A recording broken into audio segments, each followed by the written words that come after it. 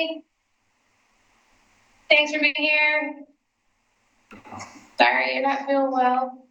Oh, it's okay. Yeah, I didn't want to get anyone sick, so thanks for letting me zoom in. No worries. Good to see you. Okay. All right, let's, so the first thing on the agenda is Natural Resource Committee applicant interview, and our applicant is Emily. And Lindsay, Emily, can you pronounce your last name for us so we pronounce it properly? Lisborg? Thank you. Okay, so we have a list of questions. And so we'll just do a question each and go around the table. And then after that, we'll go on with the rest of the agenda. All good? Cool. Okay. All right, Emily, are you ready? Yes.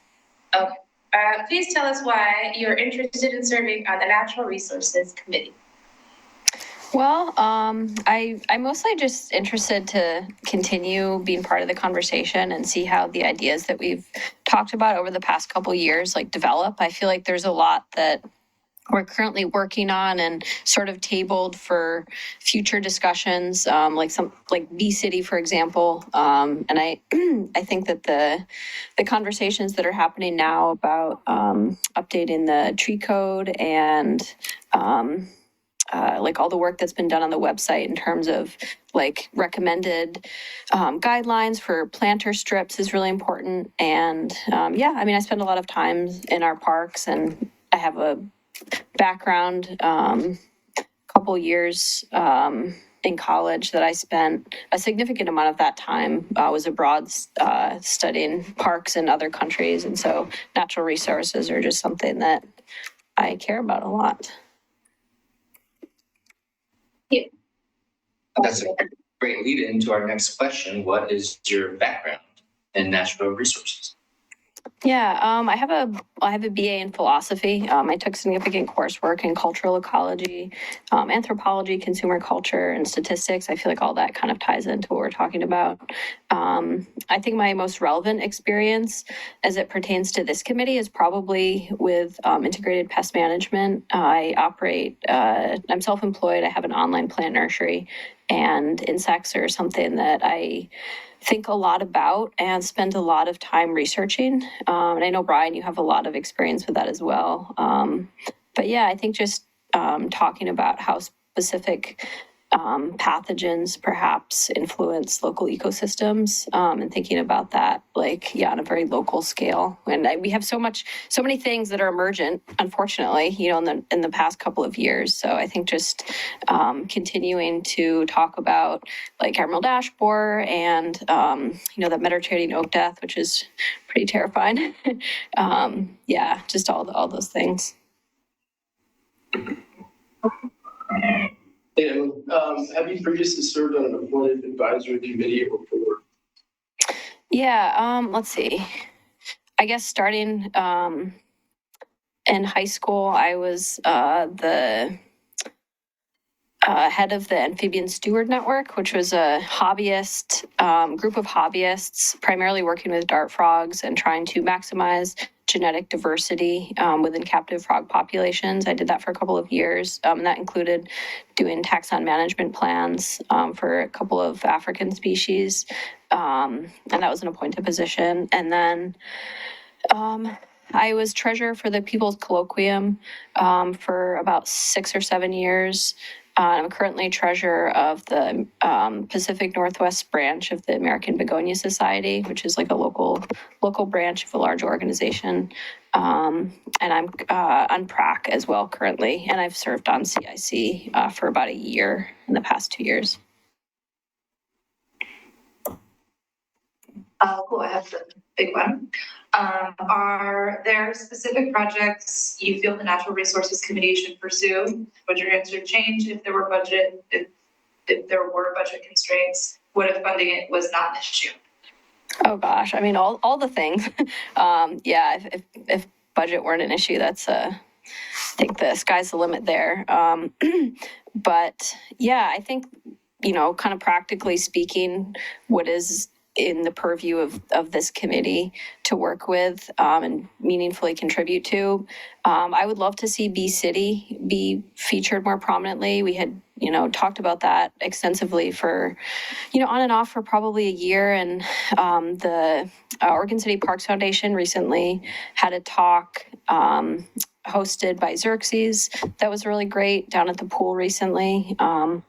And I feel like Oregon City is kind of doing a lot of things that are peripheral to that, but I would love to see less pesticide use in our parks. And since we've had new parks management, I just from a kind of observational, like the parks that I live close to and see often, I do think there is less pesticide use, but I would be interested in having a more detailed discussion or like comprehensive discussion and really sort of like getting numbers and names of pesticides that are being used and just talking about how we can minimize like runoff and, especially for parks that, have storm drains close to them or just kind of minimizing the amount of poison that is getting flushed out into the rivers. Great. Number 5, NRC meetings are held on the second Wednesday of every month unless canceled. Are you able to attend the regular monthly NRC meeting and devote at least 4 to 6 hours per month to the committee? Yes.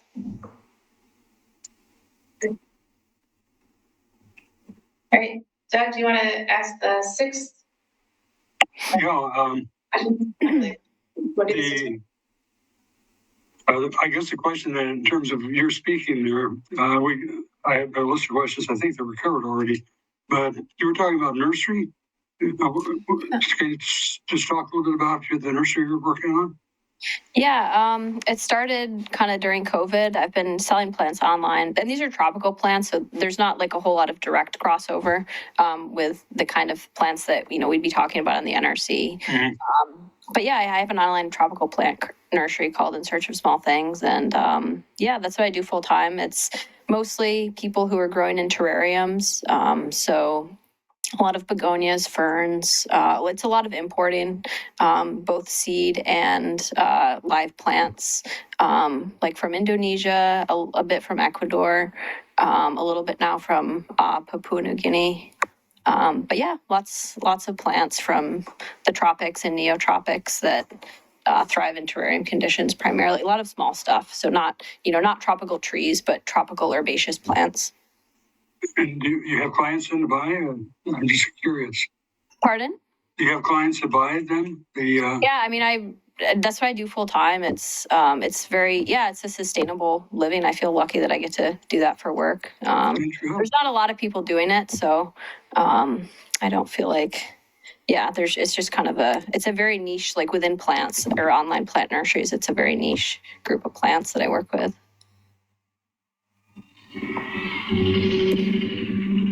Okay. All right. Last question is, what questions do you have, Emily, for us? Yeah. Gosh, I guess I'm very curious to hear. I'm sorry I wasn't able to make the commission meeting. I'm curious, like how that went. If there was feedback that was given from the commission on last Wednesday. I guess I'm just mostly curious where that stands and if that's going to be part of the commission's like conversations. I know they have like a get together where they talk stuff out at length. I don't know if that's like on the agenda for that or if that's passed, but yeah, mostly just curious about where that is right now. Yeah, good question, Emily. So Aquila was at the retreat. Okay. Over the weekend. And, things were discussed at a very high level at the retreat. I don't think they honed in on any specific direction based on the NRC's recommended letter, but they did make reference to apparently they did look at the bullet points that were the summary points that were made in the letter.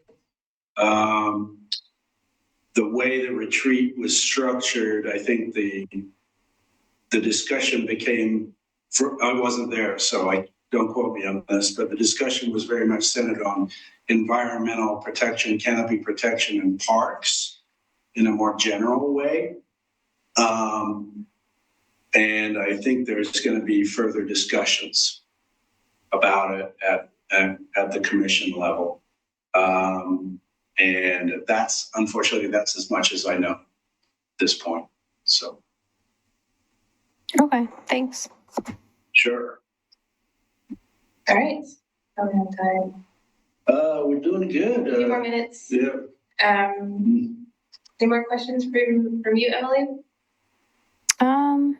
I guess like this is kind of looking, having this interview, I'm like thinking about Bee City now because it's something that we haven't talked about. That was something that we had been trying to get on the agenda for the commission for like a long time.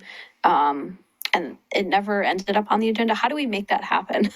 Like, I know like Tony Conkle has some, like who sets the agenda? Who do we get in touch with? And how do we facilitate that conversation before it totally loses momentum? Yeah. So the city manager has a long list of topics that the city commission will go through. Some of those are work session items. Some of them are regular meeting items. The work session items, which I think would be the forum for that for Bee City USA, you would want to just keep communicating through staff to Tony about keeping that on the agenda. And of course, as you know, Mayor McGriff is a proponent of it. So, you guys can contact Mayor McGriff directly and ask that. Yeah. Okay, so We had a lot of going back and forth. We decided to meet with also the Parks and Rec Advisory Committee and got input there and so forth. So at every one of our meetings, I think our presentation was changed a bit and so forth. So we've been discussing it for a long period of time too. I don't know. I think, but by the time we wanted to get it on the agenda, it went on the agenda. I'm sorry, Doug, could you repeat the last thing you said? Pardon me? Can you repeat the very last thing you said? It wasn't super. I think when we felt it should go on the agenda, it went on the agenda. I think we wanted to have it a month earlier, but they weren't able to get it in.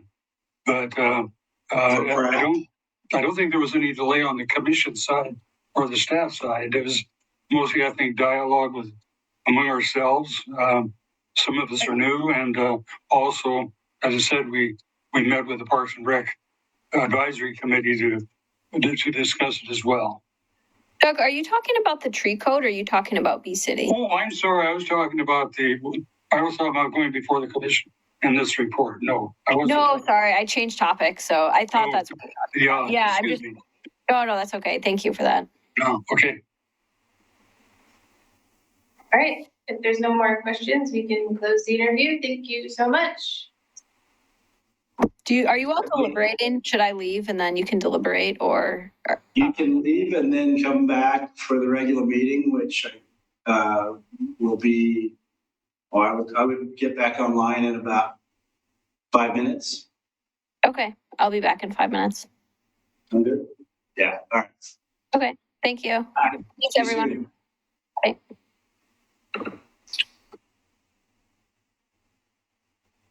Great. Wonderful. All right. So let's, any discussion or questions about Emily's interview, her application? Well, let's just vote. All in favor of Emily joining the NRC? Raise your hand, say aye. Okay. Doug, can you hear me? Yeah. I'll be more loud. Any opposed? Abstains? All right, motion passes. We can recommend Emily too. Great. I'll let the mayor know. And I also wanted to mention that I forgot to record the last interview, but when the committee affirmed their original recommendation for William Foster, which you had originally recommended back in August of last year. So I just wanted to take this opportunity to have the committee verbalize that again. Oh, sure, you want us to re-vote on that decision? Yeah, I think that's probably wise.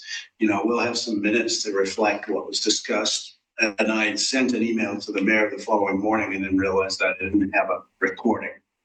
So, Oh. So let's just vote for the record if we shall. William Foster was interviewed last August, 2024, yeah. 2024. Yeah. Doug, were you at that meeting, do you recall? Which one? I'm sorry. So we're talking about William Foster, and the group had reaffirmed at the online process whether you wanted to interview William Foster again or whether you wanted to just. Yeah, I thought we made the decision to go with him Yeah. without the interview. Right. I mean, Right. yeah, based on the previous. I don't think we need a vote. I just wanted to see if anybody had any concerns, or just to clarify that I heard that the committee did unanimously Yeah. recommend William be appointed. Correct. So, That is correct. okay. Great, thank you. Sure. All right. So with that out of the way, we can begin the regular meeting section and call to order. And started on that. All right. And I anticipate Emily will get back home. Okay, great. All right, so we'll just go around the tables and introduce ourselves. For the record, I'm Samantha Wolf, Natural Resources Chair. I'm Brian Quisler, Natural Resources Vice Chair, is that right? No, we don't have you. No, we're trying. We'll have to work on it. Vice Chair. Dave Trotter, regular member. Brian Davis, I'm working with the city on CPAC implementation. I'm Jason Thornburg, I'm the Transportation Maintenance Manager for City of Morgan City. Josh Wheeler, Assistant City Engineer for Morgan City. Dakota Hubbard, also regular member. Monica Stone, regular member. Doug? One more time, I'm sorry. Oh, just wanted you to introduce yourself. Yeah, Doug Neely. Okay. And I'm Pete Walter, Planning Manager and Staff Liaison to the NRC. All right. Do we have any changes, adjustments to the agenda? No, okay. Okay, let's move on. Public comments. I thought we were going to have a presentation from Rick Reynolds, but he's going to come and talk to us in April instead. He's interested in developing a cottage cluster, and he wanted to share his vision for the this cottage cluster community that is in Mule Creek Canyon. I stressed to him that he could do it during public comment, but we wouldn't be able to take any real position on supporting that. But I think he wanted to talk about it in terms of it's an educational venture as well as a development. So he'd come in and talk to us in April. Does he have a permit? He doesn't have a current application yet. Oh, okay. No. Okay. We've done a pre-application conference, and the area in question is a big parcel, most of which is undevelopable and sloped, and within the natural resource overlay district as well. So the portion of it that is developable is abuts a small sliver of public right-of-way called Alden Street. And apparently that has a lot of historical fill and dumping on it, which he is dealing with various agencies with as well. And he's ready to come back. Oh, excellent. Yeah, so that will be April. Right. Yeah. Hi, Emily. Hello. We just got through a agenda item number 4, which is public comments, in that there are none. Okay. You didn't miss anything. All right, number 5, presentation. Okay, I'd like to introduce Brian Davis of Studio Davis. He's the city's consultant for helping us with the climate-friendly and equitable communities project, which is principally geared towards parking and how the city regulates parking and what the city can and cannot require in terms of minimum parking standards and how existing parking can be repurposed and reused. So, Brian, I've got your presentation from the Citizen Involvement Committee. I can scroll through the slides with you. Perfect. For you. Okay. This was, so take it away. Thanks. Yeah, so essentially so you're probably familiar, maybe familiar with Climate Friendly and Equitable Communities Program, which is a set of new administrative rules that was enacted, but in 2022 to meet, this is a great explainer slide I think we'll put together. But yeah, Oregon is massively off pace in terms of meeting the climate goals that were originally set out in 2007. And I think one of the biggest offenders, at least sector-wise, in terms of being off pace, is the transportation sector. So over the last several years, the folks at the state, I think it was led by the Department of Land Conservation and Development, whose role is to administer the state planning law, SB 100. So they laid out a bunch of new administrative rules regarding, it kind of covers the gamut for various transportation planning elements. But the key piece that we're here to discuss tonight are some various parking pieces. I guess we'll move to the next slide here. Yeah, so I guess probably the same as the Community Involvement Commission, where we've kind of been taking this through the rounds of all of the various committees and commissions in Oregon City, but essentially where we are, the rules that have to be implemented or the code changes that have to be implemented are relatively prescriptive here. And so essentially a lot of the quote unquote outreach for this is just education or, in the case of what I would like to say is I can yell that so, the state of Oregon doesn't have to, especially with regard for some of the public involvement stuff. But yeah, essentially there are a few choices here and there regarding how we can implement this, how you can implement this, things regarding landscaping, electric vehicle charging, that sort of thing. But quite honestly, a lot of it at this juncture is prescriptive. We have been kind of doing our due diligence with outreach and that sort of thing. We formed an ad hoc committee that Samantha was participant in and kind of set a lot of the initial framework in terms of how we want to apply this. But yeah, so basically there are a bunch of different kinds of things that have to be enacted. We'll go through them sort of one at a time here. The high, what is it? The top billing, I guess. Oregon City has to enact one of 3 high-level parking reform options. The first option is remove all parking minimums citywide, what are parking minimums? They're just requirements in the code. You may be familiar with them, may not be, I'm not sure. Sorry if I'm kind of going, going to the remedial class when we don't need to be there. But essentially, if you were to develop a piece of land in Oregon City, you would have to put in a certain number of parking spaces that was calculated based on factors like what land use you were proposing, residential, commercial, restaurant, etc., and how big of a development you're proposing.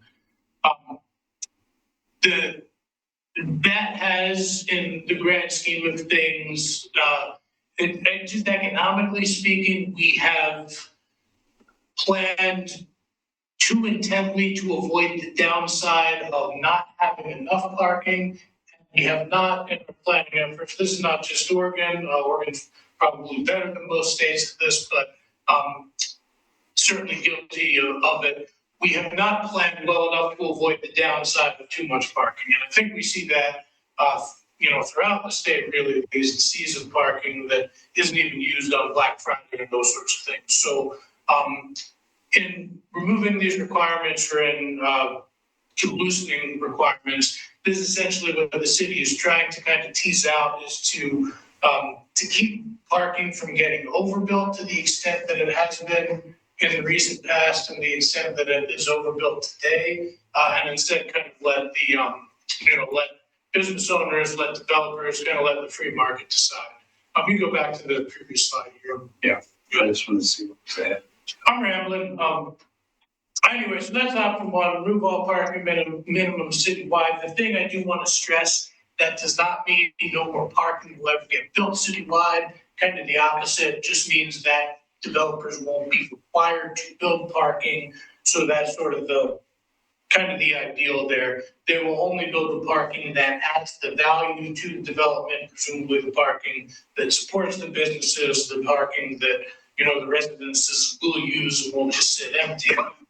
So that's kind of the point of doing that. Option one would be to remove all parking minimum citywide. Now, Oregon City, we'll go to that slide in a second. It may not make much sense for Oregon City to do, Oregon City is kind of, your hands are tied a little bit because you have to remove, you can enforce, I guess is how it's worded in the state code, any parking minimums within 1/2 mile of a frequent transit line. And so line, 33? Line 33, it runs kind of right down the middle of the city, just kind of takes a lot of the city into its 1/2 mile buffer there. Perfect. So within that area, and there's also the designated climate friendly area of downtown, you are not allowed to enforce parking minimums anyway. So all of that area within that buffer shown there, there'll be no more parking minimums there. So anyway, regardless of which option that is chosen within that buffer, parking minimums can't be enforced anymore. So again, 3 potential options. The first one is remove parking minimums everywhere in Oregon City. The second one, there are several policies. The city has to choose 2 that tend to be fairly significant, meaningful interventions. Things like unbundling parking. That would mean if I rented an apartment, I would have to have the option of renting the parking space separately. You could not legally rent me an apartment and also bundle the parking space in as well. That is something I think a few jurisdictions around the state are pursuing. Oregon City, and for good reason, that just seems like an administrative nightmare to administer. So staff did not love that option. So we're kind of left with option 3. Oh, yeah, and I should say, there seems to be, and I kind of confirmed this at the Planning Commission a couple of weeks ago, not really an appetite for moving parking minimums citywide, in particular with regard to residential development outside the buffer, kind of up the hill, so to speak. There's, I think, prevailing opinion is that we need the parking minimums there. So that leaves us with option 3, which is the preferred compliance route at the moment, which is a set of prescriptive policies. The city has to do several things regarding the electric vehicle parking. You have to enact parking maximums within the buffer, that sort of thing. A key thing and a key reason that we think option 3 makes sense for Oregon City, one thing that you're required to do as part of option 3 is have a paid parking area, which you already have. So kind of check the biggest box right out of the gate. So pursuing option 3, I think, is the way that we have been headed from the beginning. And we haven't heard anything, at least so far in the feedback process, that has derailed that basic plan. So you can advance to the next slide, which we kind of covered to some extent. Yes, so the exempt area, there you are not allowed to enforce parking minimums within that area. That's the key rule about it. The other piece that we'll cover in a minute in a little bit more detail, you are required to have parking maximums within that exempt area. Now, Oregon City already has parking maximums in its code citywide that meet most of those state requirements.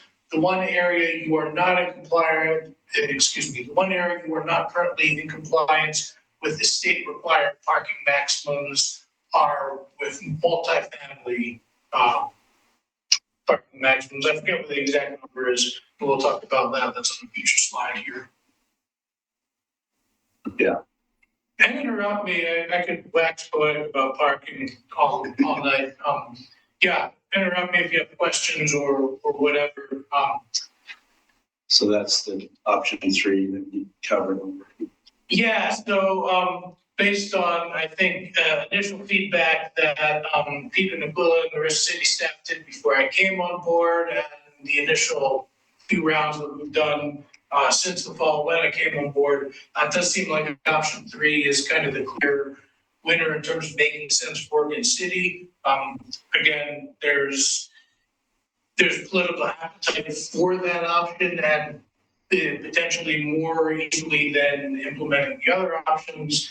And I think we're already halfway there just in terms of the requirements and what it would take to implement. So kind of the least heavy lift there. So what does that mean? So the key thing, like I said, you're required to implement parking minimums within that transit area. I'm sorry, not implement parking minimums. You are forbidden from enforcing parking minimums that are already on the books within that transit area. You also must reduce or eliminate parking minimums for certain types of development, including several of the things that we have bullet pointed there.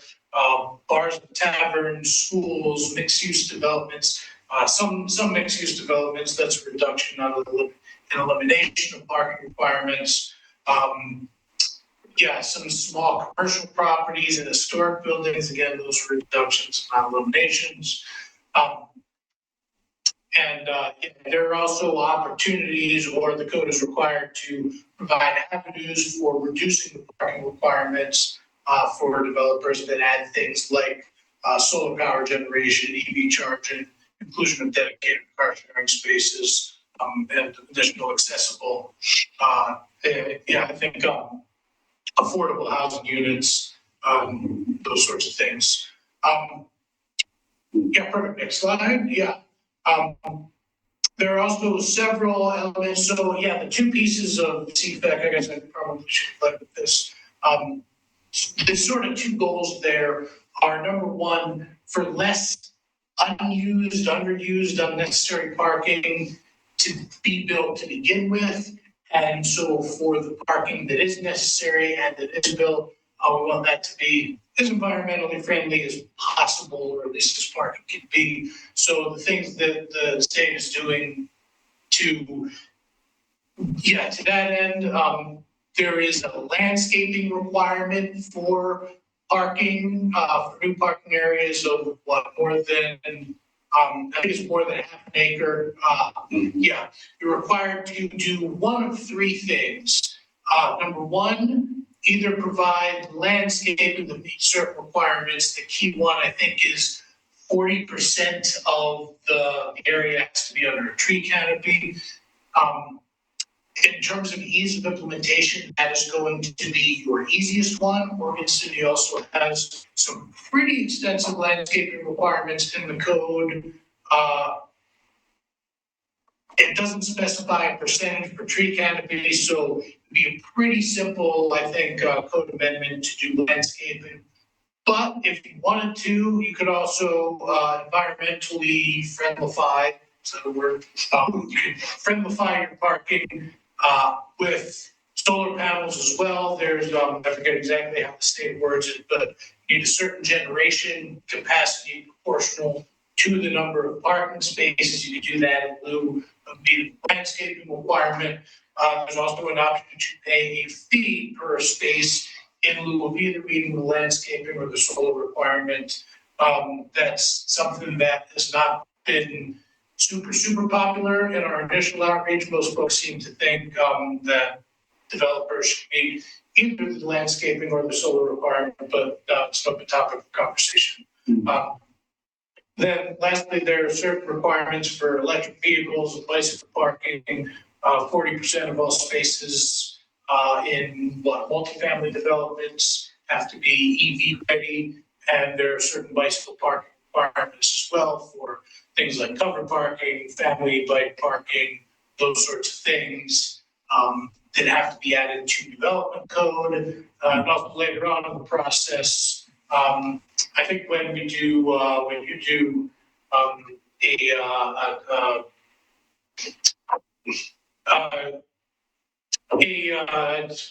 why can't I think of it? Transportation system plan redo. There will be some pieces of this last piece, 630, that have to be written in regarding providing bike parking in certain places in the right of way near certain destinations. But some of it is development as part of this process as well. So decision points, areas that we're seeking feedback from. There's not a ton here, but there's some latitude in terms of how you implement 405. Again, there is there's something I didn't talk about. The first kind of box there, part of 405 requires parking that's underused. You have to have an avenue to redevelop that into certain things like bike parking or carpool spaces, or also things that are supportive of the businesses, like the big one would be street seating or outdoor seating for restaurants, those sorts of things. So there's been a lot of discussion in our outreach so far in terms of what that requirement means and how we keep people from essentially just redeveloping all of their parking there, because the definitions for underused, the way the state has them, are pretty open in there. So we want to make sure that that's written in a way that allows the development to happen in a way that's required, in a way that's healthy and supportive of an economically successful business downtown, business corridor, but not in a way that has unintended consequences.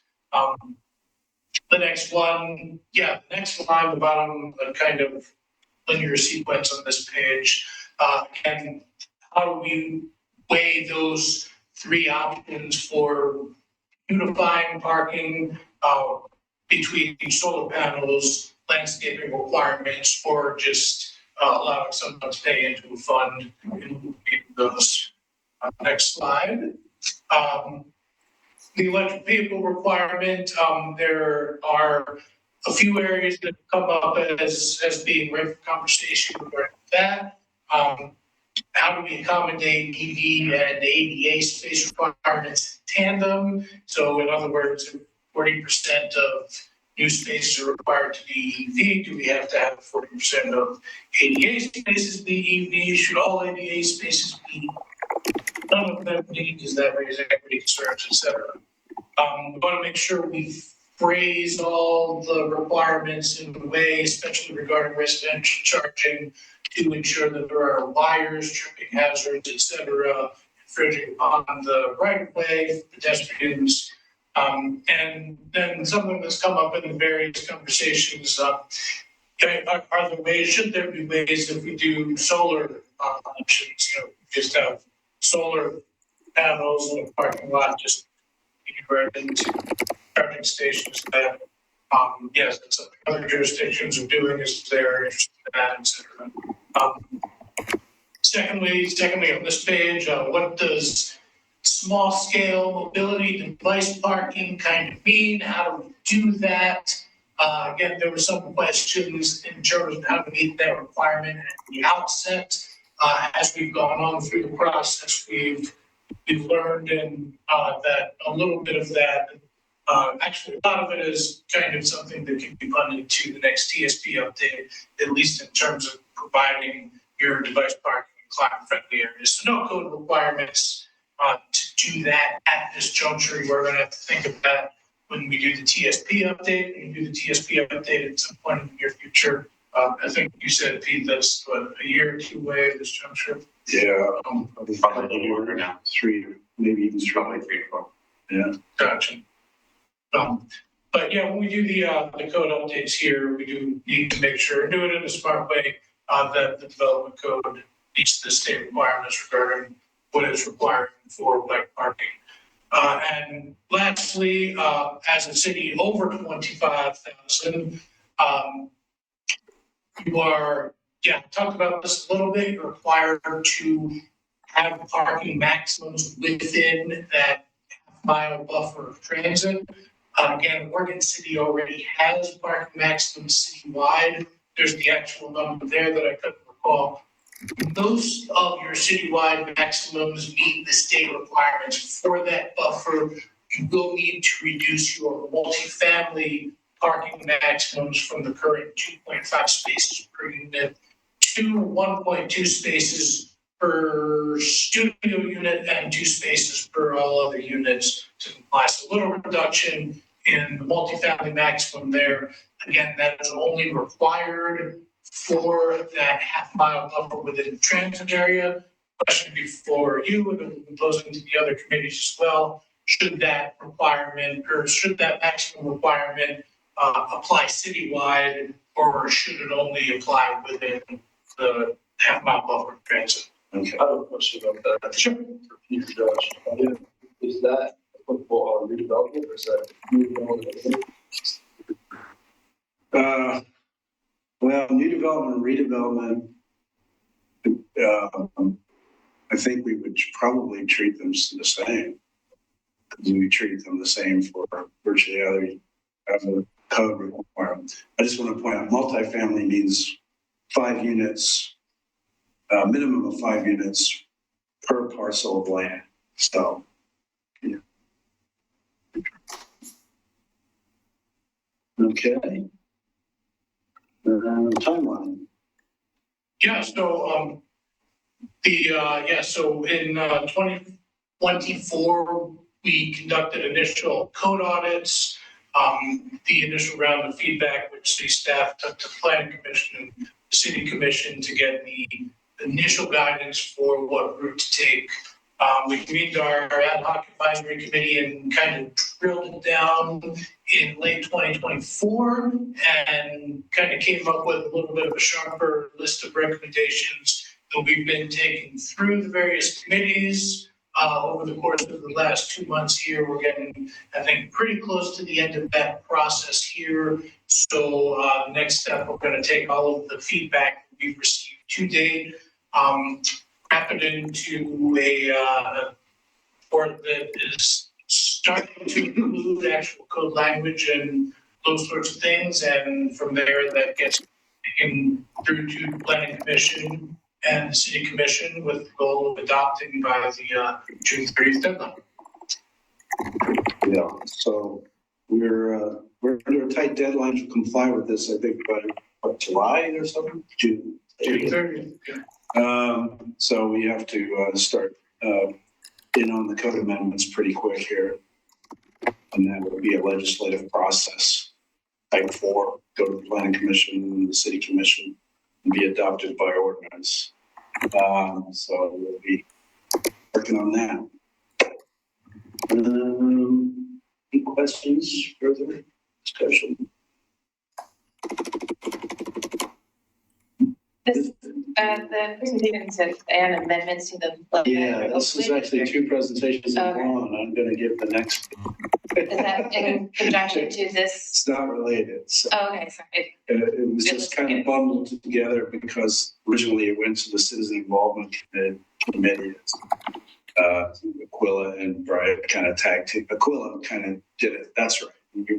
Then anyway, long story short, I will do the next one. Yeah. Okay. Okay. Thanks for that. Thank you so much. Thanks, Brian. Of course. Yeah. And that's So the floodplain code amendments, just a little background. Oregon City is enrolled in FEMA's community rating system, which provides discounted flood insurance to qualifying businesses as long as we have a floodplain code and regulations. And we have had that overlay district in effect for a long time. This is the overlay district map, big picture. There are portions of the city that are not in the floodplain due to walls and levees and those sorts of physical constraint things. So you can see along the Willamette River is mostly cordoned off. But the flooding that we have experienced, particularly in 1996, into downtown and in the Clackamas River Basin and the Cove. So we have mapped both the 1996 flood and inundation layer based on aerial photography, as well as FEMA's 100-year floodplain, which is, thanks, Brian. See you soon. Which is called the Special Flood Hazard Area. So far, correct. Good.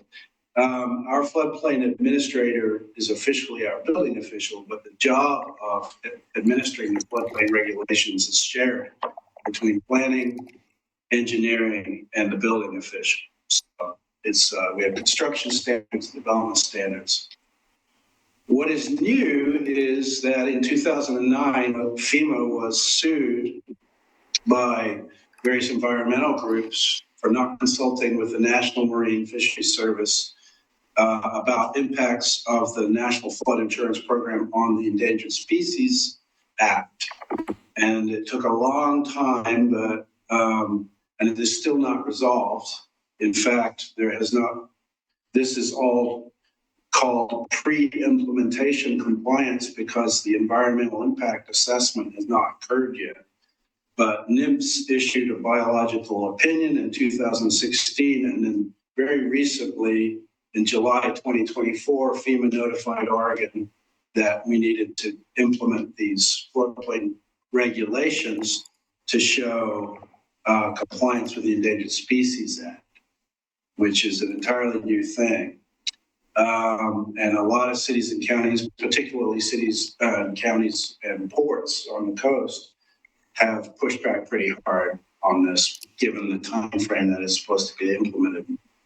So as of December 1st of last year, we defaulted to what is called a permit by permit approach compliance.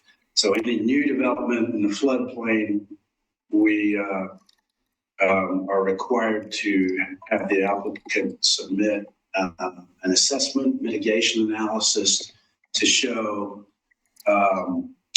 what they call no net loss of beneficial habitat floodplain.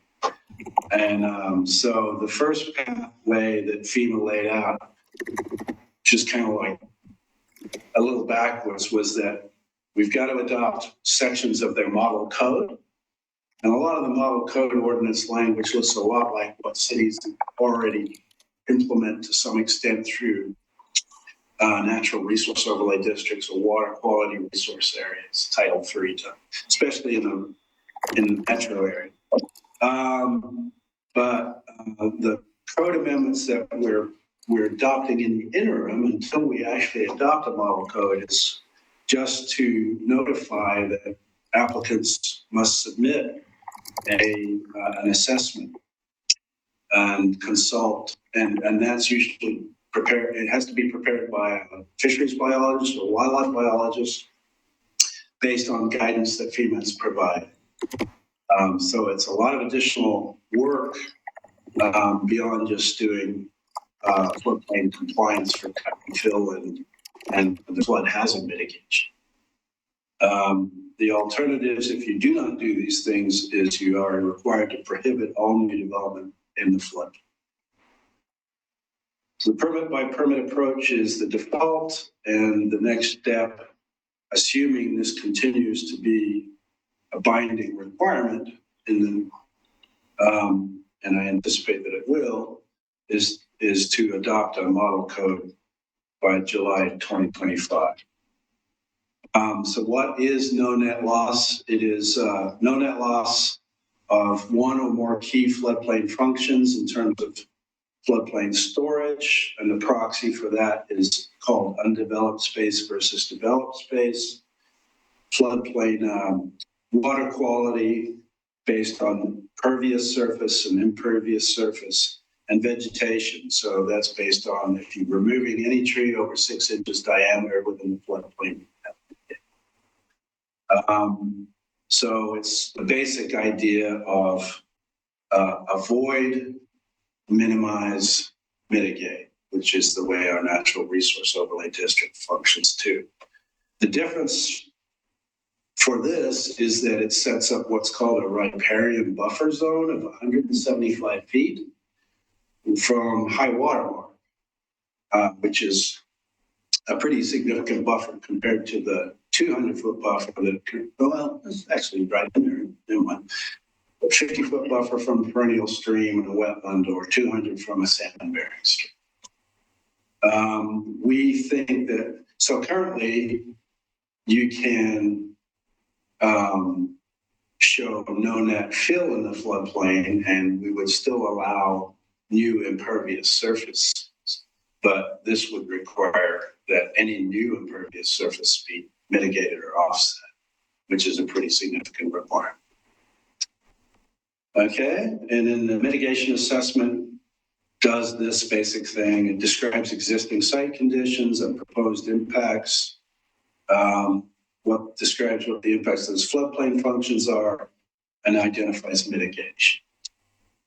So the code amendments that are in place right now are pretty simple and short. We've got some language in the purpose statement that's required by FEMA to reference natural and beneficial values. And then a disclaimer at the end of our code says that no permit granted shall be construed to guarantee compliance with the Endangered Species Act.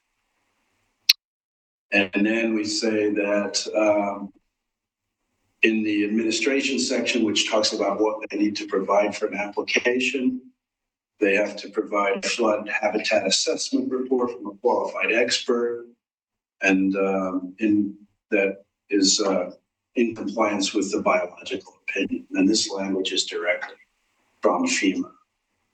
So the next steps, staff will work with any applicants proposing new development to assist them with the permit by permit approach. We will start working on the full model code implementation, engage with our existing boards and committees, and then we have to adopt these code amendments by July again. So that's a new one. Keep us busy. And I assume we would want to reach out to the NRC when we start doing the model code amendments as well. Okay. That's that part. Any questions? Any questions from Doug or Emily? Let me find them. Hello, there you are. Any questions or comments? No? I'm going to make one on from our side. We could not see the slide presentation. Oh. I'm sorry about that.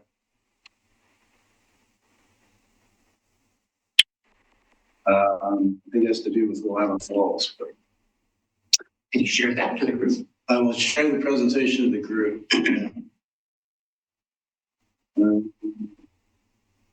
I know what I didn't do. I didn't share the screen.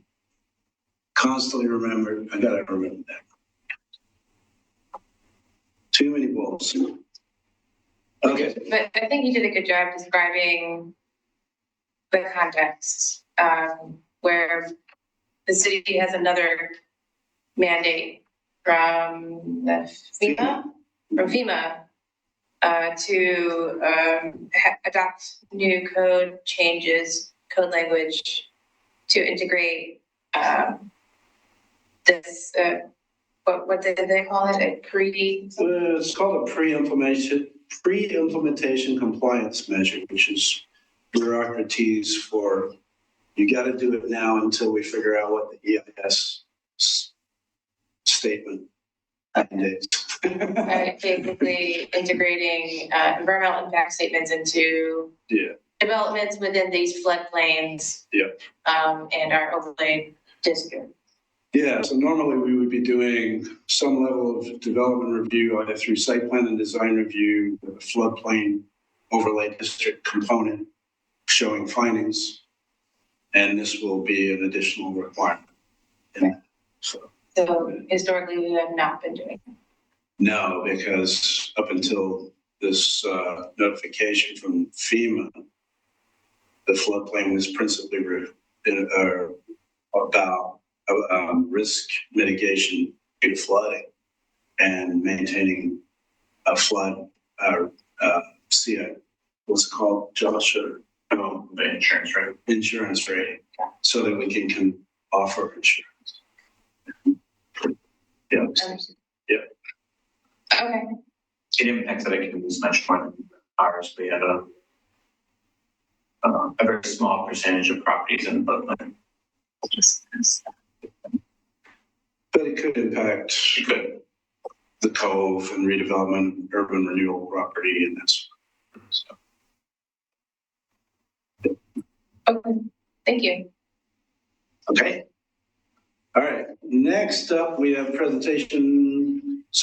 discussion with Josh and Jason about the street tree maintenance requirements. I can bring up whatever you would like me to on the screen, and I will remember to share my screen this time. I don't think you necessarily need to bring anything up. Okay. Did everyone get things in your package to review? There was a memo, some stuff in it. Okay. So let me just do a brief overview. Again, last summer, 2024, we had some issues with some code enforcement and some tree trimming, and that kind of triggered I will be able to say this might be an opportune time to get an outdated code updated due to the complications that we find in public works with trees in the right of way. And then the fire district also has many of those same troubles. We brought that to the city manager. City manager requested that we go to the NRC, and that if the NRC supported the code change, then to bring it to the city commission. But if they don't support the code change, then to not go forward with it. The current code says that trees should be trimmed 7 foot above a sidewalk, 10 foot above a road, and then an 8 foot horizontal clear vision triangle at intersections. We're proposing the code, instead of 7 above the sidewalk, to be 8, instead of 10 above the road to be 14, instead of 8 as a clear vision triangle to be 10. We had a few different meetings and a few different memos that have come out over the last several months.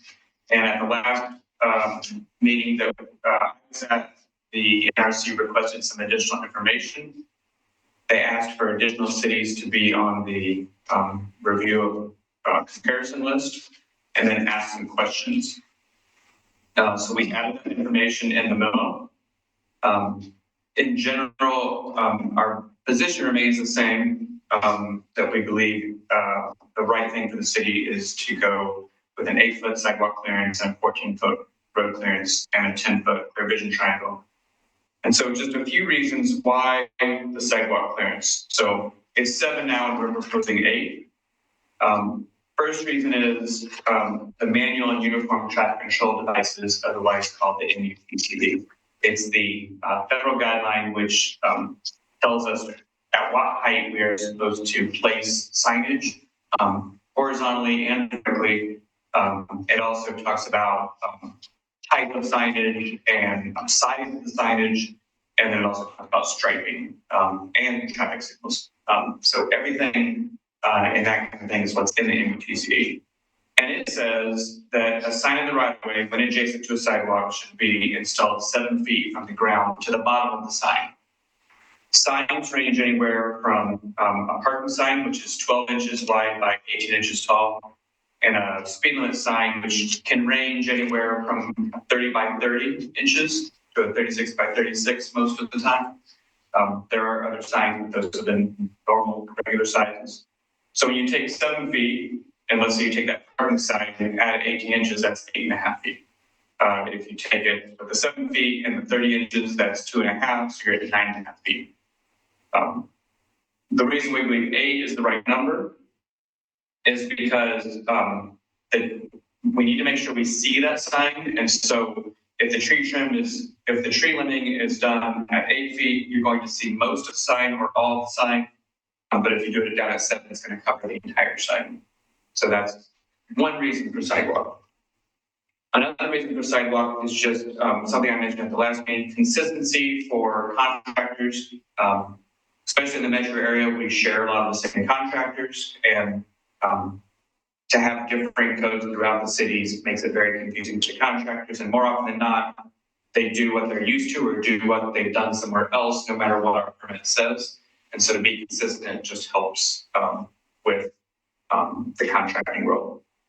And then another thing is avoiding some pedestrian conflicts. So the CDC states the average height of an American male is 5'9".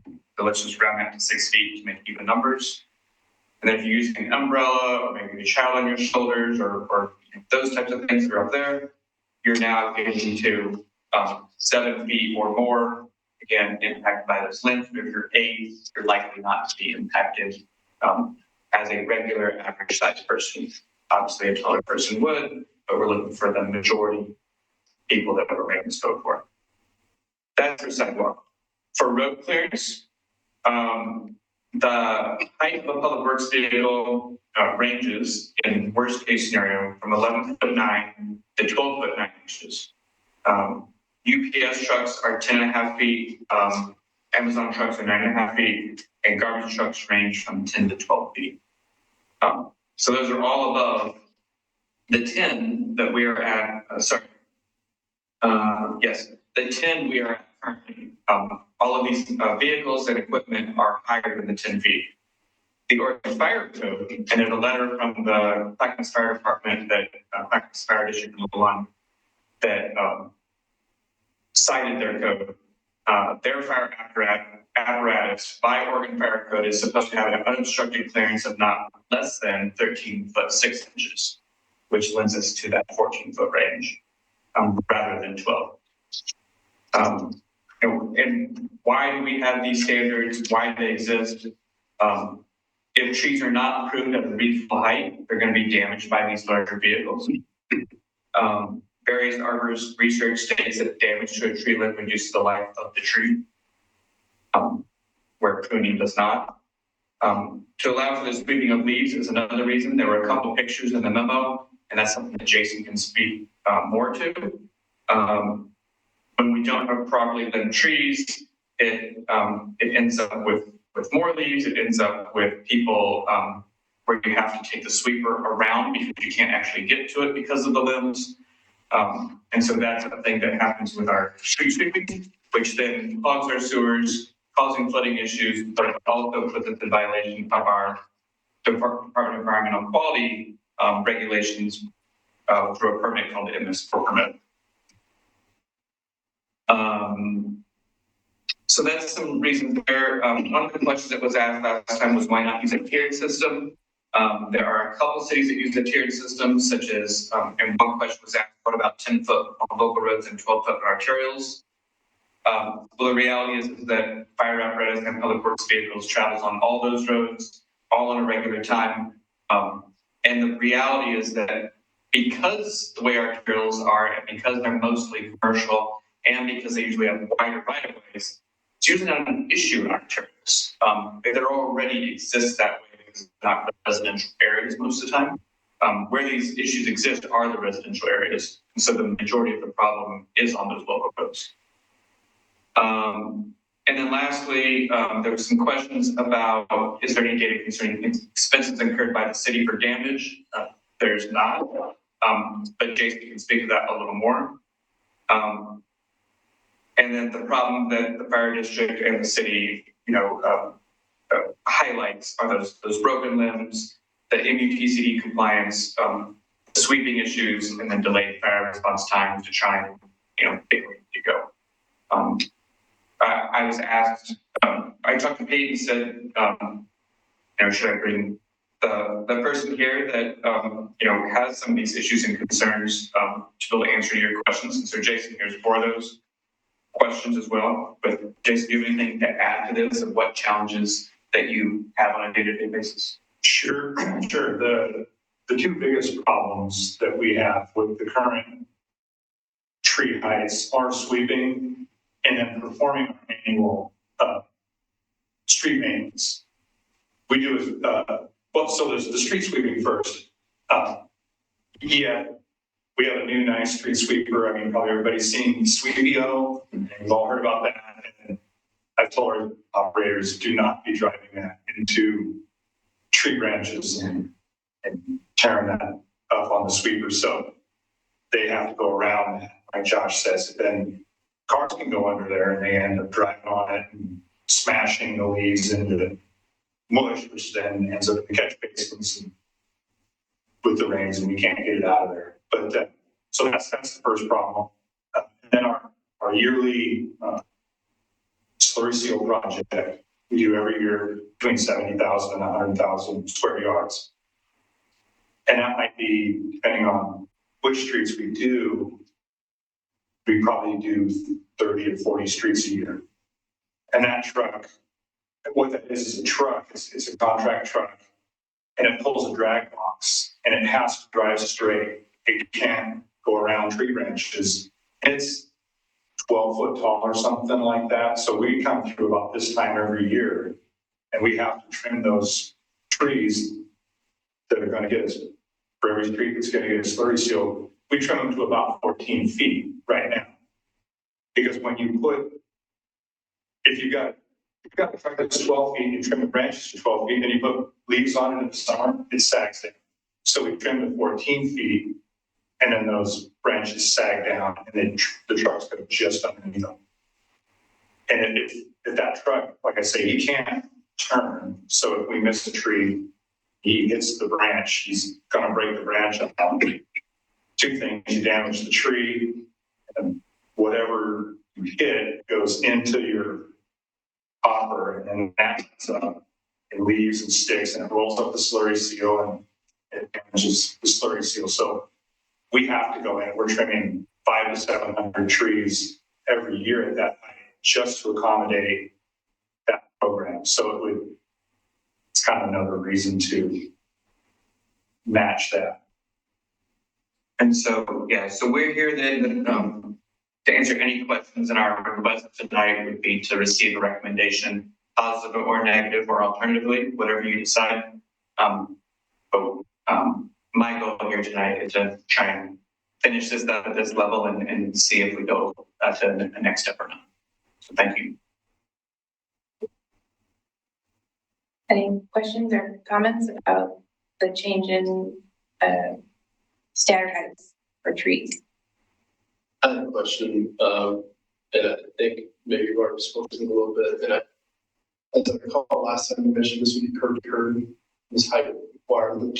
Curb to curb. And I was thinking of a very specific residential situation where I've got a tree in the planting strip that's not far from the curb.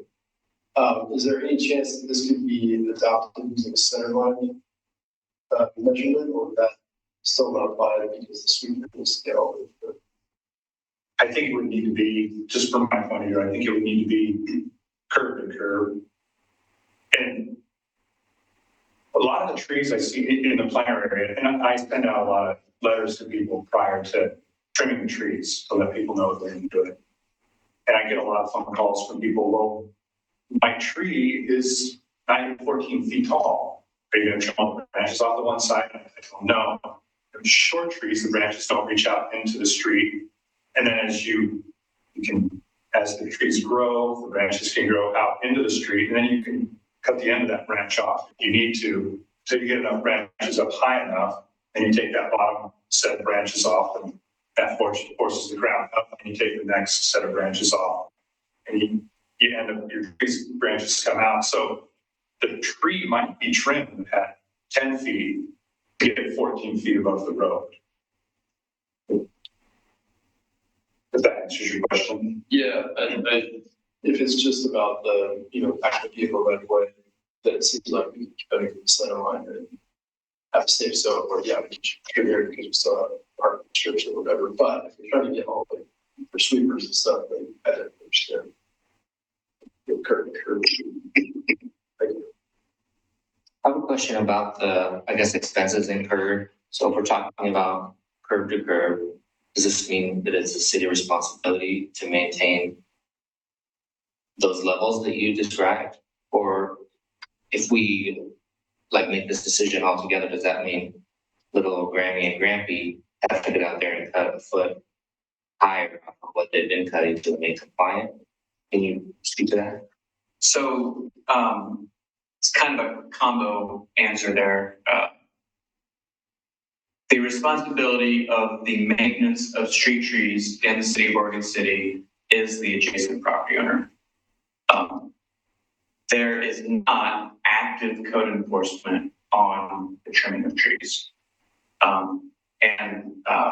Public Works, I can speak to Public Works, I can't necessarily speak to fire, but Public Works does what's necessary to trim things so that they can do the work they need to do. They'll continue to do that. This code would not change that. This would not be a situation where we would say, everyone, this year, we're telling you about it and you need to do it or else code enforcement. That's not what we're talking about.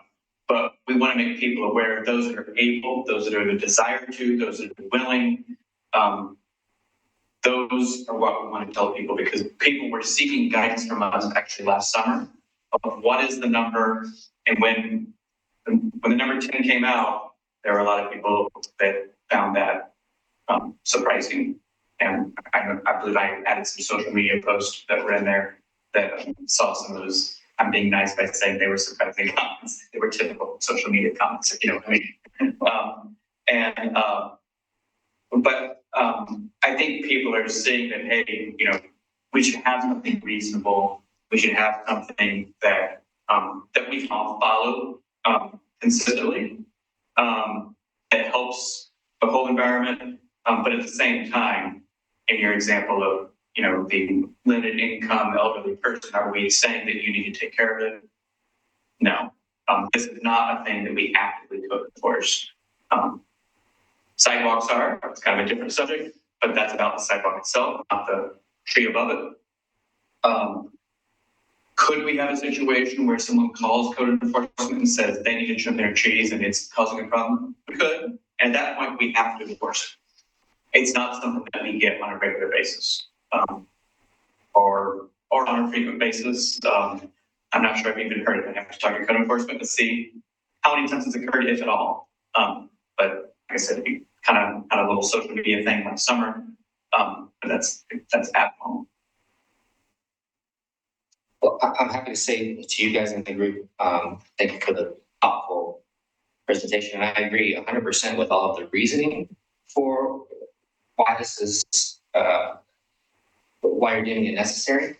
My only concern is what I just asked about, kind of doubling down on the ask is how can we say yes and also make sure that we're protecting folks in the community from a tough situation en masse. I'm not talking about one-offs.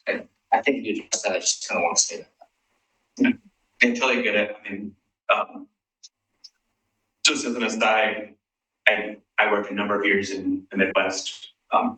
Very different how things are handled out there. Sales tax, things like that. The government takes care of the entire right of way, which we had our own tree trimming program. We were responsible for trees. We were responsible for sidewalk maintenance. We were responsible for everything else in the road. It's just different in Oregon. Oregon places that burden on the resident. It doesn't look to be changing anytime soon. And so because of that, then there is code and enforcement can occur. The only thing that I can tell you is that enforcement is not pursued by city staff, and any department, except when a neighbor's complaint requires us to enforce. Yeah, and from an operations standpoint, I send out a letter saying that I'm going to trim the trees for the slurry seal project. And I do that to give the people that live adjacent to those trees the opportunity to trim. Because a lot of people like to trim their own trees, and they don't want me trimming.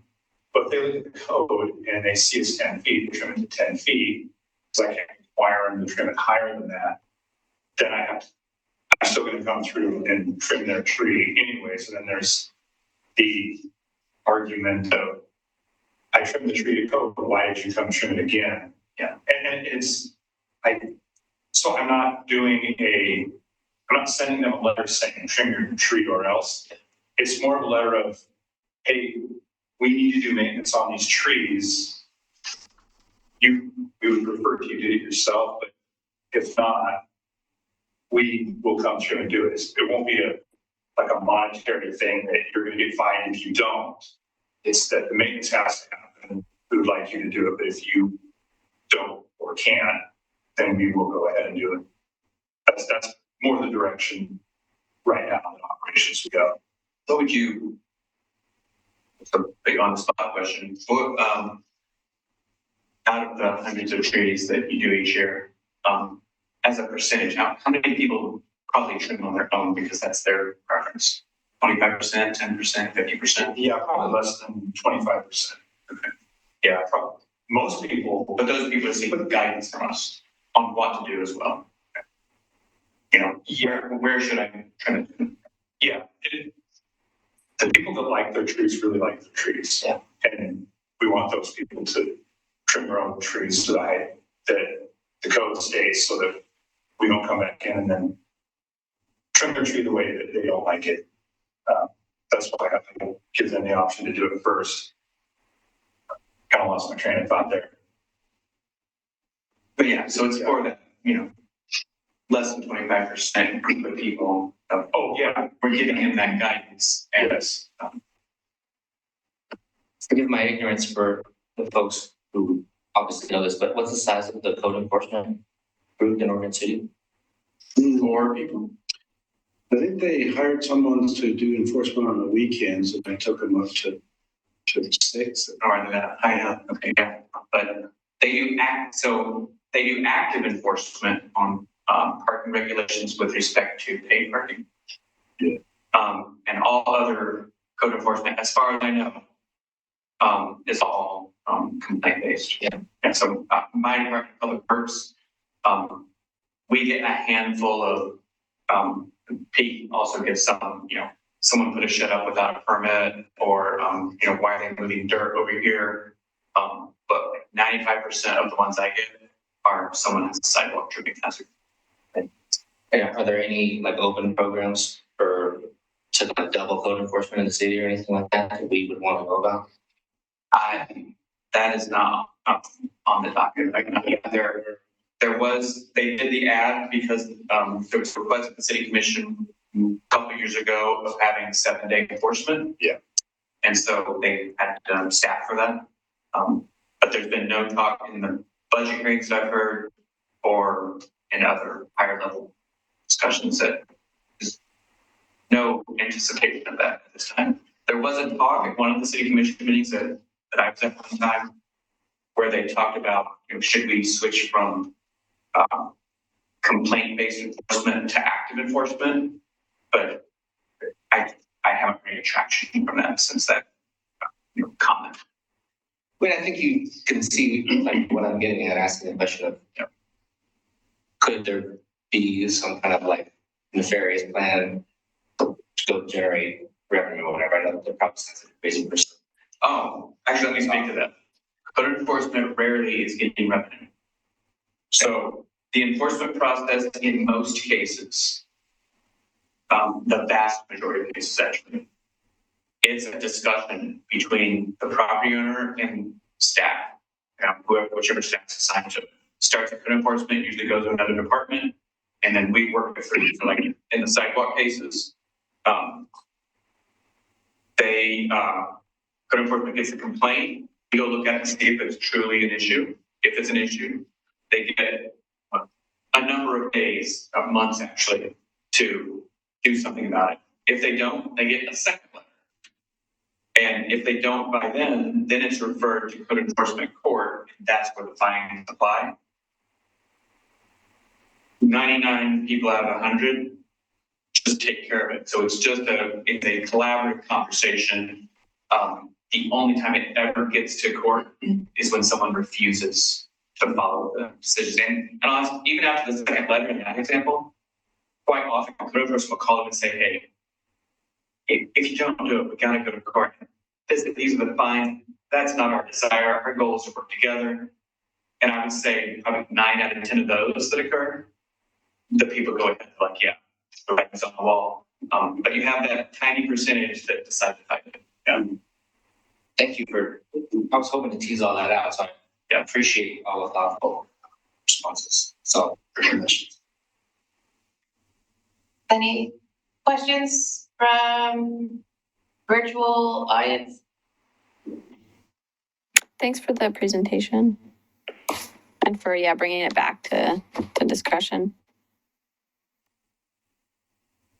Great. Any thoughts about accepting the recommendation versus moderation or rejection? I just want to kind of get to what Josh says. I guess the only question that I have, and I think I brought this up last time, Josh, is just, if the height is changed and arborists doing work in Oregon City are not familiar with our code, is that really going to change, are they changing their behavior as a result of the code, or is it just kind of something that the city's hoping will eventually kind of cement itself as we're standard like everyone else? Are people treating Oregon City different because our code is this way? Or are they just kind of assuming that, say, 14 feet metric over the street anyway? And then if a majority of that work is being done by arborists, not city staff, is there an anticipated big change in sort of behavior around tree trimming? No, there's not an anticipated big change. I think there's really the two major purposes of this is one,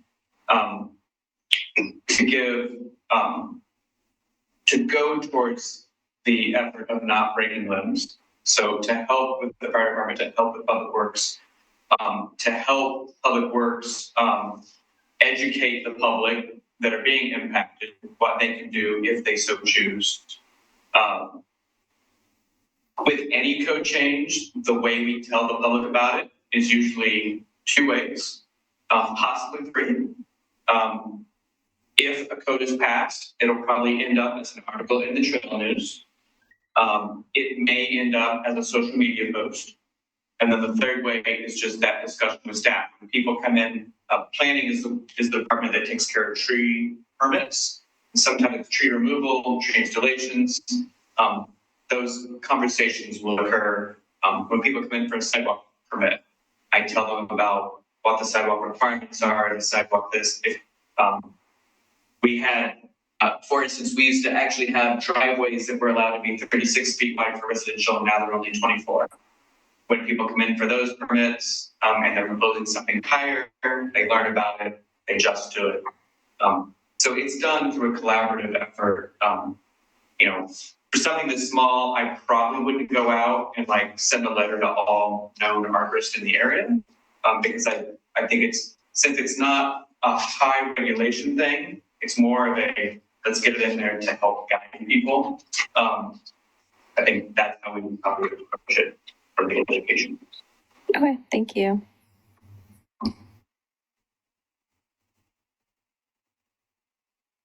All right, any other comments or questions about the proposed changes? I think, in my opinion, I can rule out rejecting the proposed change. I think the question that we might look to ask first is, do we want to take more time to review perhaps the memo, or think about it, or do we want to move to make a decision? Is that what you're thinking, Sam? Do we want more time? Doug and Emily, do you need more time? I don't, You do, Doug? Doug, I'm sorry, did you say that you do need more time? that I did not. Oh, you did not, okay. I don't feel like I need more time either. Okay, do we want to accept the changes from, if I recall correctly, if I'm wrong, shifting the sidewalk canopy from 7 to 8, right? Correct. And the street from 10 to 14. Do you want to accept those changes or recommend modifications of any sort? One of the reasons I support it is simply because during the ice storm, I had a lot of limbs really bend down, and the garbage trucks were trimming them for me when they ran through. And of course, they weren't trimmed; they were broken. But I could see myself the need for a higher standard there on the street side. And there are many times I'm walking down the sidewalk in certain areas. I have myself to duck. They don't even meet the minimum standards. We're not an average. I'm not gonna, that's anecdotal. Okay, but good points. Okay, great. Are we ready to vote then? Yeah. Okay, all in favor of the proposed changes, raise your hand, say aye. Any opposed? Motion passes. I will work with the Public Works Director to get this on an agenda and recommend the city manager to move forward. Thank you. Thank you. Thank you. Okay, NRC annual. So March 5th, we have penciled in tentatively for the annual report for the NRC about 2024 activities. And typically I would just provide kind of a list of topics that we discussed to either the chair or whoever is available to make that report. I did not do that tonight, but is there anything, well, in addition to those topics that you wanted to discuss in your presentation to the City Commission? I guess that's another question. Can you restate that a little bit? Well, there were discussion items for the whole year, and normally that is a narrative, paragraph that we can prepare and read to the commission, and you would potentially also bring up your recommendation letter and that sort of thing. Okay. Yeah. And that can include other And recommendations from other members of the. yeah, I think so. I think that if there are additional topics that you want to add to that presentation, you should have a discussion about that. Okay, great. When is it again? Tentatively March 5th. If not March 5th, we go to the next meeting in March, which would be On a Wednesday. March the 19th, with Wednesday. Yeah. March 5th or 19th? Yeah, or 19th. Or 19th. Yeah. I think Aquila had you down for March 5th, but if it has to go on March 19th, they can do that too. Great. So, But I think we would probably want a little more time to think about it. yeah, And collate topics, so that we can hear ideas from those who are new and those who've been here a while. We can have a comprehensive list yeah. and discussion. So I don't know if we're prepared to have that discussion just yet. Okay. But can we put that on the agenda? We don't have much time, do we?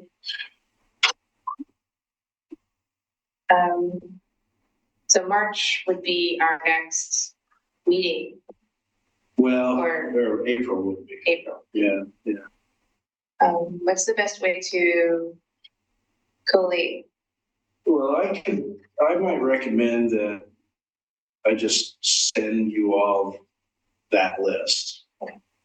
And a brief summary of that.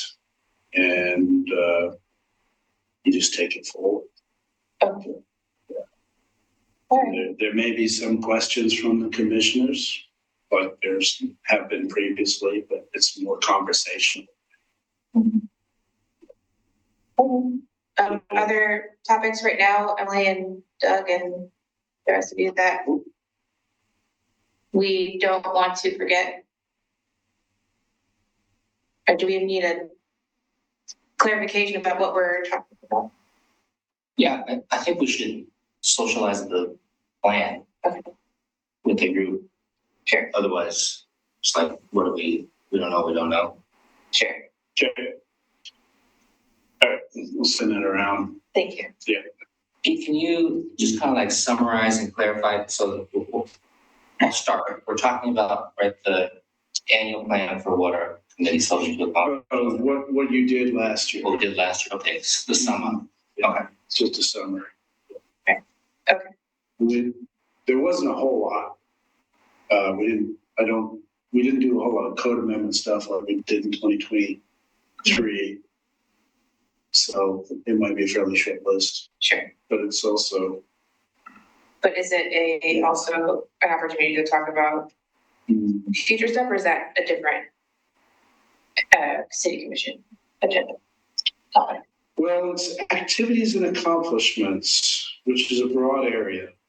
So I think one of your accomplishments, which has actually been, you worked throughout the entirety of 2024 on putting together that recommendation letter on the tree kit. Mm-hmm. So I would talk to that. Okay. Yeah. Oh, yeah, well, that's, a long running Yeah. task. Yeah, it'd be fine. Yeah, if you would put together the list of what you have so far. Okay. I can realize how much time you've spent on it, maybe they would be more interested in giving. I would hope so. Decision, you know? Well, I'm one of many like squeaky wheels that are like frequent faces and with people. So I'm not one. And there's people that have been saying the same things I'm saying before. So I would hope that they appreciate dedication as much as the next person. But yeah, I think for this March 5th presentation, it would be just a listing of activities, onboarding new folks. I apologize. I've not been super prepared for this one. That's okay. Could you look back through like the minutes? Yeah. Yeah, you just look at minutes. So we're not brainstorming, activities that we want to do next year or this year. This is just how we've been doing, what we've been up to. Yeah. So look back, not a work plan. Right. Yeah. Okay, but we will have a work plan discussion later this year. Yeah, we need to. Should we do that in April or? Yeah. Okay. So bring your activities and ideas for activities in April, about what NRC should look for. Okay. On the future agenda. Putting our energies to, and that can be City USA, it can be IPM, all sorts of things. Other Tree survey. tree survey, tree inventory. I don't want to just keep harping on trees every time, even though that's like everything I am, but like, it doesn't have to be me. It's not a Sam show. It's so please, I would encourage both of you and Doug and Emily to bring a list of ideas for the April NRC work plan. And I'm sorry, did we set a date for April, or is that kind of, are we? Well, we decided as a committee, the committee decided to go every other month. Okay, so would it be like the 23rd, the third week? Sorry, I can't even remember. Do we have our meetings the second or third week? the second Wednesday of the month, so the ninth. Oh, second Wednesday. Okay, so it'd be the 9th. Okay, sorry, I just want to put it on the calendar. So I think the look back will be good for the new members to be like, well, what's going on around here? What can we reach out and touch and how we spur on some ideas? And that'll help us when we meet to think about next year's ideas or the next 12 months. Yeah, so, go ahead. Sorry, one follow-up, because I wasn't able to make the interview with William Foster, and I just want to mention this before. Did you all deliberate about that already? Has a decision been made about? Yeah, sorry. He had applied before, Yeah, I remember that. and we basically the same questions, and we seem to be satisfied with him very well the last time. So the decision was that we really didn't have to go through the same questions with him again. Okay, great. Yeah, I think okay. Yeah. Okay. Then I guess a follow-up to that, we talked about expanding the number of eligible positions on the NRC by like 2. Is that something that's still on the table? Because I think Worcester withdrew his application, so we don't necessarily need that extra spot right now, but is that something like that we want to have as an option if more applicants apply in the future, or is that kind of tabled for now? I've got no problem with it, but the reason I applied for the NRC was you had a stretch of time when you were minus 2 or 3 people, and it was long periods, as I recall. So I think this is kind of an ideal number. Okay. But I don't know, is it set in the charter or something like that, what the number must be, Pete? I mean, it's in the bylaws, but It's in the city. PrAC has like way more members though, and so does the CIC. And I don't feel like they're, like content-wise, they're engaging with less material necessarily. Like our committee's just smaller. I think that's just worth noting that PrAC is so much larger, and there's often more applicants than can be received. And I think since the city website has been improved, the application process is a lot more streamlined. And I think we saw like a pretty immediate increase, like uptick in applicants. And hopefully that's an indication, like to me, of like what it might be like in the future, where it might be a position that like potentially that we're in. I think we should consider that might be, we might be in a position where like we're turning down people that would be good to have, and it seems silly to turn them down just because we have this number that's smaller than what we could be. I guess there is from a practical consideration, like what Doug said, there's been periods of time when there's been a lot of vacancies, and maintaining a quorum can be a challenge with a bigger committee. Also, I understand that there's interest right now, but it might wane. But I don't want to. And then it's a city commission decision ultimately to change the code to accommodate additional members.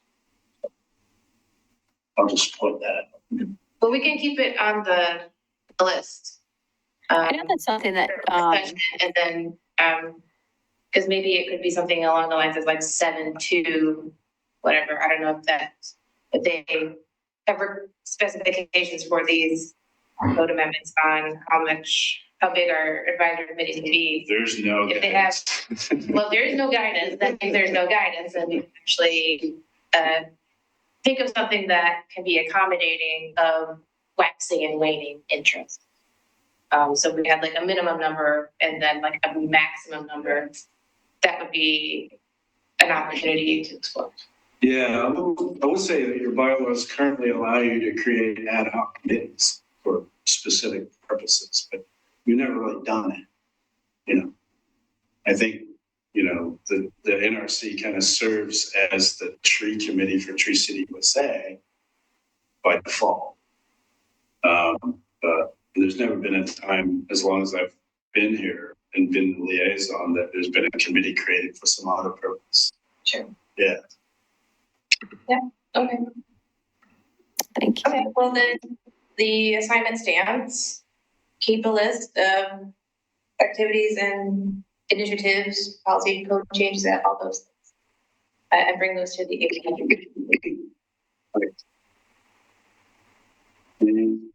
Next, election of officers for chair, vice chair, and secretary. We don't have a secretary. Yes, bylaws say that elections of officers should occur at the first meeting of every year. And with 3 officers in the bylaws, chair, vice chair, and secretary. The secretary role is more honorary than actual secretary. And it's vice chair, comma, and secretary. It's not vice chair and secretary. Good grammar. I took great minutes in my period. Okay, minutes. I took minutes. You did a great job. Thank you. Yes, they were helpful. All right, anybody interested in becoming chair?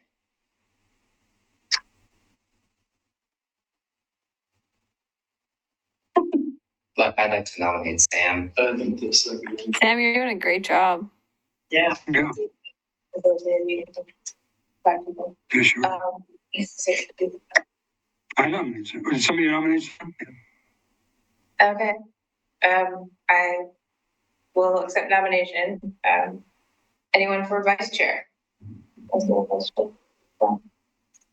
Brian? Doing a great job too, Brian. I nominate Brian, vice chair, Second that. I accept. and secretary. Anyone interested in being an honorary secretary? Put it on your resume. Yeah. Well, okay, do I take minutes or not? So this AI companion Oh, is, You have to remind him to turn on the screen share. you gotta remind, yeah, that's your job, is to remind me to share my presentation.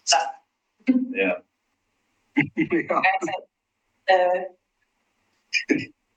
Okay, all in favor of the current slate for NRC officers, raise your hand. Okay, motion carries. Congratulations. Thank you, everybody. Okay, communication. Communications, boy. Let's see. At the retreat, I would like to provide a more cohesive explanation of where the commission landed at the next April meeting, if not sooner. So that's kind of one of the outstanding issues that I think affects the committee, and affects the recommendations that you've made so far on tree canopy and tree code. The planning division is fully staffed now. We have a new assistant planner. I'd like to bring her to meet you all. Her name's Melissa Lopez. She's great. She's from Arizona. Mama 4. And nothing really phases it. Great. We'll see you there. No, she's really helpful, and it's nice to have a full staff. I don't know what the year holds in terms of development. I think we're seeing a slowdown, but. Pardon? I would agree with you. Yeah. And then what else is going on? Talked to Tom Kissinger last week about instituting a new parks fee in lieu to better plan and acquire parkland through the land use process. This kind of started out of the Park Place concept plan, which we have adopted new requirements for park dedication that's tied to population and household size. There's a clear and objective standard. There's an option to pay into a fee in lieu if your development is so small you can't actually dedicate land and it's hard to identify where it is.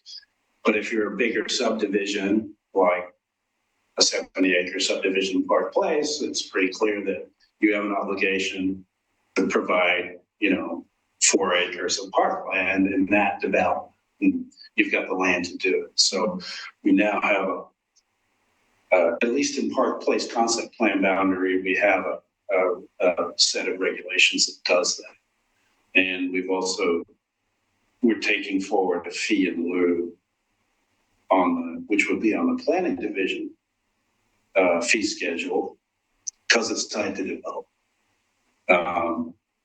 Parks doesn't really have a fee schedule except, they have fees for use of parks, and rentals and that sort of thing, but they don't have any way to really administer a fee in lieu of a dedication like that. So for city our size, I think it's pretty progressive to have a fee like that. City of Sandy has one which functions very well, and that's what we looked at when we did this. Anyway, so that's going on. That's about it for me. Yeah. Great. All right. Any other communications from the rest of the group?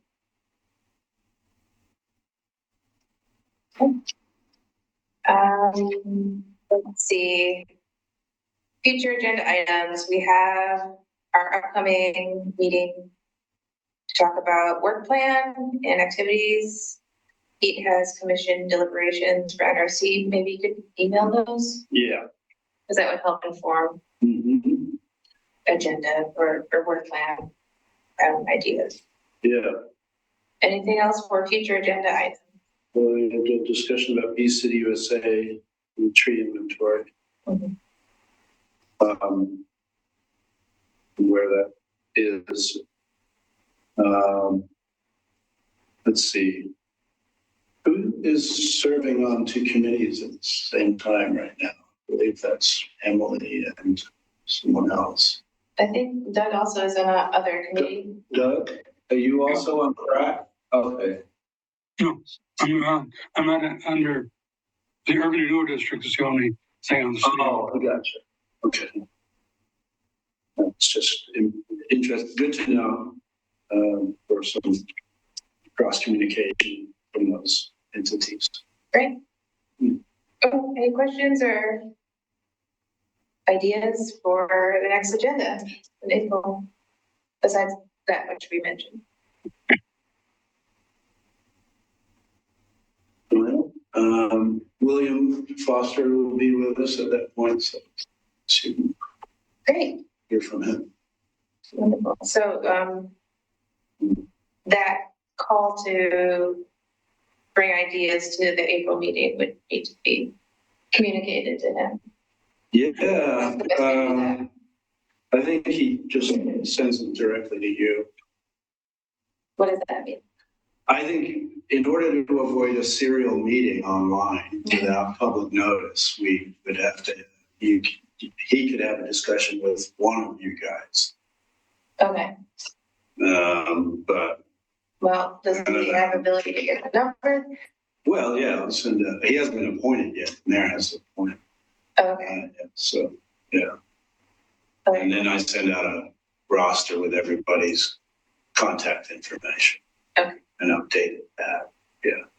All right. Well, maybe perhaps when that roster is updated, then you forward that. One of us can reach out to William. Yeah. What are these? The recording of his interviews from August is still available if anyone wants to see it.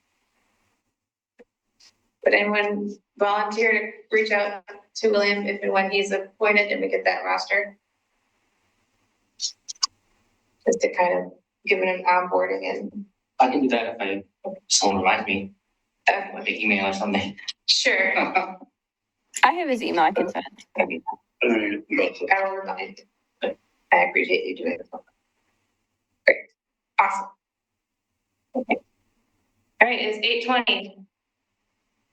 Seeing there's no other items to talk about, any questions? I move that we adjourn. Any? The moved, okay, all in favor? Yes? Yes. Okay, we're done. Thank you so much, everybody. Thank you.